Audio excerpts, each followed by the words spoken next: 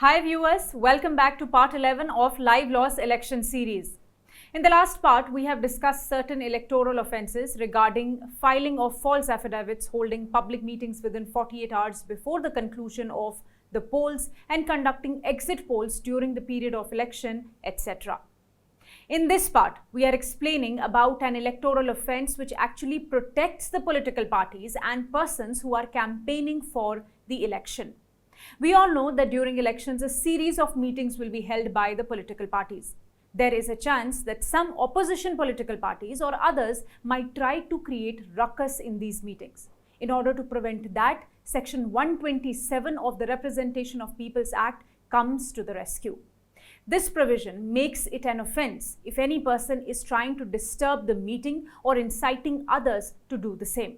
And if convicted, the person shall be punished for 6 months or with fine or both.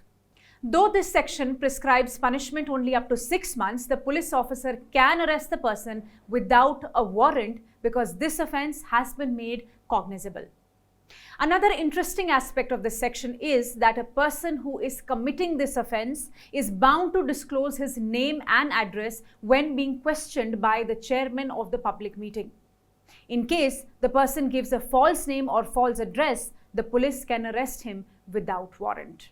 Coming to Section 127A, this deals with printing of posters and pamphlets. During elections, we see a lot of cutouts, posters, pamphlets, banners, etc. All these are a part of the campaign, and there has to be proper accounting of all these campaign materials because the cost of these comes under the election expenses of the candidate. Therefore, Section 127A insists that whoever is printing and publishing for the purpose of an election campaign should have the name and address of the printer and publisher on the respective pamphlet or poster. Well, that is not enough. It should also be sent to the chief electoral officer in that state or in other cases to the district magistrate. The basic requirement here is the identity of the person who does the publishing and the money spent on it. Imagine a case where a poster or pamphlet is printed and published with a false statement against the opposing candidate.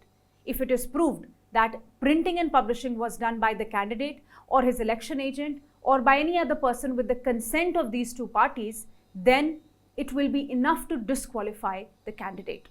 And the sentence for not giving the name of the printer and publisher is up to 6 months or with fine.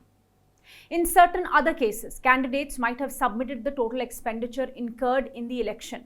If it is pointed out that there are certain other materials also printed by the candidate or his election agent or any other person for the candidate and is not shown in the account of his election expenses, that is a corrupt practice.